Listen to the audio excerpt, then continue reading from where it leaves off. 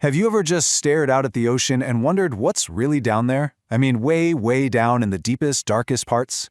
Well, today we're diving into a mystery that's both fascinating and, let's be honest, a little bit terrifying. We're talking about deep-sea gigantism, a phenomenon where, down in the abyss, the monsters are very, very real. And that's the big question, isn't it? Why does this happen? Down in the crushing blackness, creatures you might know, like a little pill bug or a squid, don't just get by. Nope, they evolve into these colossal, supersized versions of themselves. So how on earth does that happen? And why? You know, for thousands of years, we've told stories about these massive sea monsters, krakens, leviathans. They were just legends, right? Things to scare sailors on long voyages. But it turns out, the truth hiding in the deep is way stranger and, honestly, way more incredible than any myth we could have dreamed up. Because the monsters are absolutely real. I mean, look at this. We're talking about giant squid as long as a school bus. Colossal squid with eyes bigger than your head, and giant isopods, which are basically relatives of that little roly-poly bug in your backyard that grow to the size of a cat. The scale of these things is just mind-bending. Okay, so how did we even get here? How did we go from campfire stories and sailors' yarns to actual, hard scientific evidence? Let's take a look at the journey that pulled these incredible giants out of the darkness and into our textbooks. What's wild is that for a long time, scientists thought the deep sea was totally empty, a dead zone. They called it the azoic theory. But that idea got completely blown out of the water in the 1870s by the HMS Challenger expedition. They just kept dredging up one giant, bizarre creature after another. And now, of course, with modern subs and ROVs, we can actually go down there and see them in their own world. To really get why these animals get so big, you first have to understand where they live. The deep sea isn't just dark and spooky. It's one of the most extreme, alien environments on our planet. You could almost think of it as the scene of the crime, the place where gigantism happens. So let's be clear what we mean by deep-sea gigantism. It's not just about any big animal found in the ocean.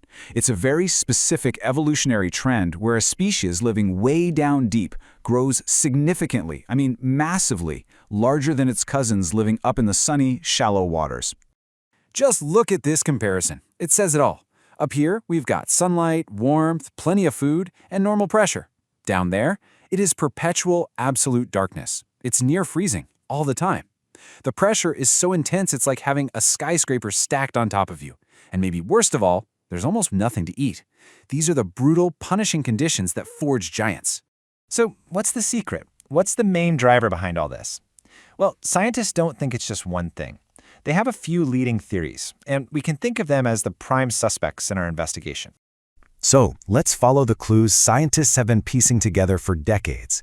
It really boils down to three main ideas: the intense cold, the constant hunger, and the strategy of playing a much, much longer game of life. Clue number one is the cold.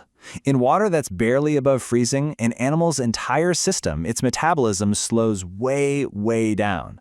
This means they age incredibly slowly and live for a very long time, sometimes for hundreds of years. And with all that extra time on the clock, they just keep growing. Now this next one sounds kind of backward, right? In a place with no food, why would you want to be big? Well, it turns out a bigger body is actually more fuel efficient. It burns less energy per pound to stay alive. So when your next meal could be months or even years away, being big is a huge advantage for survival. And the final piece of the puzzle is playing the long game. Many of these deep-sea giants take forever to mature. We're talking decades, maybe even a century before they're ready to reproduce. All that time, all that energy that other animals would be putting into making babies, they're just plowing it all into one thing: getting bigger. So you see, it's not just one thing. It's this perfect storm of conditions. The cold gives them more time to live, the scarcity of food makes a big, efficient body a winning strategy, and waiting to mature channels all their energy into growth. That's the why. But what about the how? How do they physically pull this off? Surviving down there requires a whole set of amazing biological tools, a true survivor's toolkit. And here's what's in that toolkit. We're talking super slow metabolisms to save energy, squishy, gelatinous bodies to handle the insane pressure, and incredible senses that can detect chemicals or vibrations to find food in total darkness. They are perfectly, bizarrely engineered for this life. Okay, let's look at the perfect example, the giant isopod.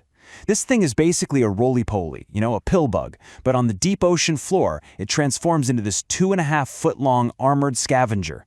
It's like something out of a sci-fi movie. And get this, because its metabolism is so incredibly slow and it can store so much energy, a giant isopod can go for up to 5 years without eating a single bite of food. Think about that. 5 years. That is an absolutely mind-blowing survival skill. Or how about the colossal squid? To hunt in the pitch-black abyss, it evolved the largest eyes in the entire animal kingdom. They can be as big as dinner plates. And they aren't for seeing in the dark because there's nothing to see. No, they're designed to spot the faintest little flashes of light from bioluminescent prey hundreds of feet away. But here's where the story takes a turn.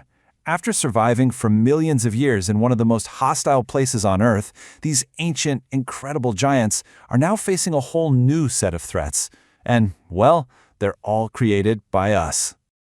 Climate change is warming and changing the chemistry of their stable, cold world. The looming threat of deep-sea mining could literally wipe out their habitats. And here's the real kicker. Because they grow so slowly and reproduce so rarely, their populations are incredibly fragile. Any major disruption could be a knockout blow they can't recover from. When you really think about it, we are just now, in our lifetime, beginning to truly understand these magnificent, mysterious creatures. And that leaves us with a really tough, challenging question to answer. After millennia of thriving in the dark, will we, the creatures of the light, be their end?